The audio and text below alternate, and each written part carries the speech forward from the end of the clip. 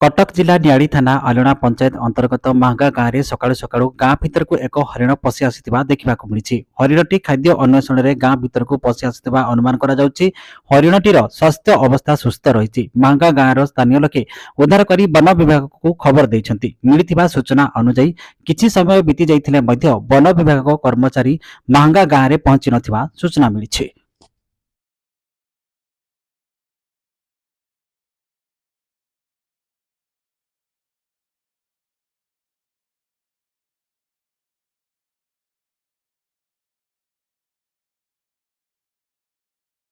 दर्शक बंधु आपण मैंने यूट्यूब रे 24 घंटार अपडेट खबर जानिबा पई यूट्यूब रे टाइप करंतु न्यूज एंड ओडिया। एबे यूट्यूब रे न्यूज एंड ओडिया चैनल उपलब्ध।